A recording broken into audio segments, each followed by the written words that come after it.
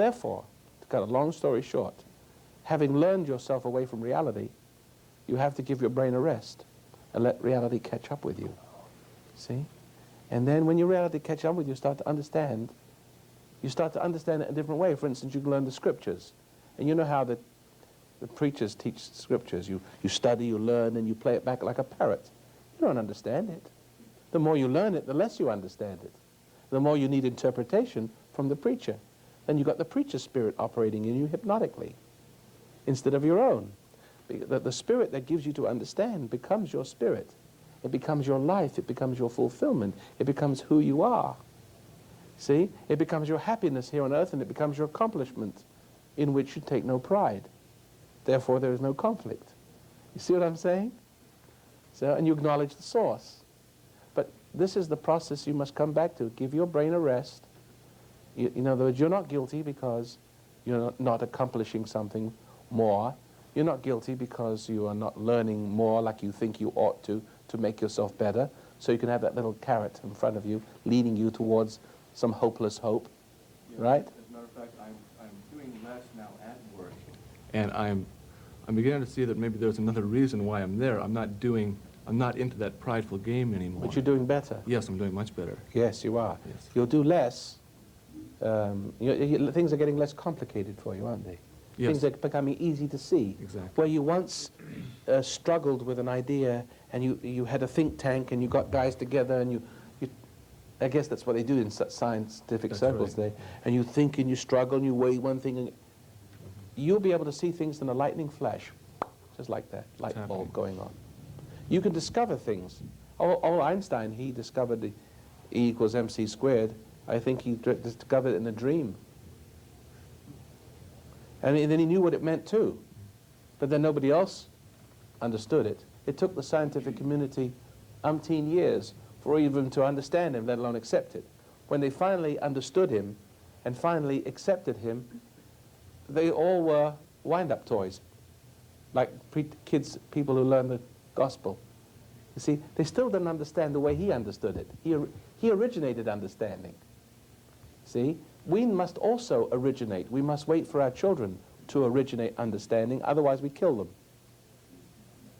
Because once you start to originate understanding as if that was understanding, and they think they understand because they're caught up in the swirl of thinking, the temptation to believe you rather than themselves, they evolve a different type of personality that's dependent upon a source of knowledge outside themselves, you see. So that their sense of who they are comes from learning more. But learning more is a spiritual source. You see, what I'm trying to say is it's not very easy, but the source of knowing things, understanding, and is a spirit. And this spirit has reasons for us, what he wants us to know. He wants you to know something a little different from me. You see, you're an engineer, and I'm a minister, and someone else is a doctor. So everybody has different understandings. So the magic of it is that we all form part of a great overall plan, the kingdom of heaven on earth. See? Even the good Lord knows when little Dicky bird falls to the ground, see? He's got it all. He knows every part of the universe, from its macrocosm to its microcosm. The smallest little germs and the smallest little atoms are all functioning according to a grand design and kept carefully in place, and he has a reason for everything. This is incredible. To some degree, we can do that with computers today. Big Daddy, you know, that sort of thing, Big Brother. It's possible to a smaller degree, because we can see that. But you see the point that I'm making? The source of your discovery, the source of your information, has to be information. It has to be inward, from your conscience. Otherwise, you're not fulfilling the purpose on earth as it is in heaven. And you're not growing, you're not evolving, because human beings are not made like with knowledge. They fall apart from knowledge, because knowledge, which is the temptation to be prideful, separates us from this process of humility and evolving a light being. You see what I'm saying? Like a little flower gets its form and its direction from the sunlight. It draws in and it grows up towards the light. And as the light, as it draws the light through with photosynthesis, it evolves a bigger body and more complex mechanisms to draw even more light to manifest the plan within the seed, the original plan, see? And the same with us. We have an original seed, original something, which is only compatible with its inner light, see? And it is awakened by this light at certain levels. And we grow according to those moments, and we grow to the next moment, and then we see more. And we grow to the next moment, and we're able to see more. And this evolves into us the kind of person and character we were meant to be. But if this process is usurped by education, by religion, it's like pulling the rose petals off and try to make it unfold before it times. You're just pulling the petals off. You're destroying the plant. You see, so that knowledge from another source is really, let me put it this way, knowledge from an outside source, the appeal to pride, and the separating us from this inner process is what original sin was all about. The knowledge of good. Here it is, the apple, peyote, mind-expanding drug. You can be God, full of knowledge. You know what we're full of, don't you? It ain't knowledge. Knowledge can't make a human being grow according to the divine plan, but it causes chaos to enter. And the spirit of chaos, confusion. You've seen it, haven't you? And it breaks down the human psyche, and pretty soon we die from all kinds of diseases, and all the knowledge people try to spray you and stick you in your ear and, you know, inject you, and God knows what they do to you. Yes. When you talk about that we don't really hear from words, like I have a feeling that some words come from the intellect, from being... My words come to my intellect talking to you, but they gather together from a bonding spirit.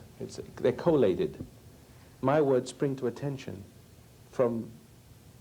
in response to the realization of the answer to your question or the moment of need. See? Is that the same thing like with God? Like you say, he talks to everybody different. We all have different understanding. And it's We all have the same understanding so of basic... sometimes could it be with words at times, like in the... No, God doesn't talk to you with words. Well, when he explained for like certain prophets to do certain things, I know he was showing them... No, God didn't talk to those prophets with words, but he had to talk to the people about the kind of things he was understanding. Otherwise, he couldn't talk. Understanding has a language of its own. This evening, I've used a lot of words, but those words are not understanding. Those are just words. These words have understanding. They are a missile, or they are conveyances. They are I'm looking for the words for it, but they are vehicles through which passes a message which, well, people who are word-oriented can't hear, who are not looking for understanding, see? And there's a spirit, in words, there's either a spirit of understanding desiring to awaken you to your own spirit. It's the message of salvation. Listen to your conscience. Always let your conscience be your guide. Jiminy Cricket, see, sort of fashion. But there's another force operating through words that's trying to make you little children, and, you know, and to hover over you like a giant parent, and to make all of you cripples and dependent on the state or the church. See what I'm saying? They want to be your God, in other words, and they want to be your filling. Well, I have to make a break now. See, remember I said that half an hour went past just like that? So, ladies and gentlemen, those of you listening in Los Angeles, watching in Los Angeles, can hear me on KIEV, 870 on the dial, 9 o'clock in the morning, 9 to 10. And if you would like to see this program continue, suggest that you support the program with your gifts and your donations. And in a few moments, the announcer is going to flash on the screen this book, How Your Mind Can Keep You Well, to teach you how to meditate so you can listen to your conscience and deal with stress. Thank you very much for watching, and join us in our next program tomorrow evening.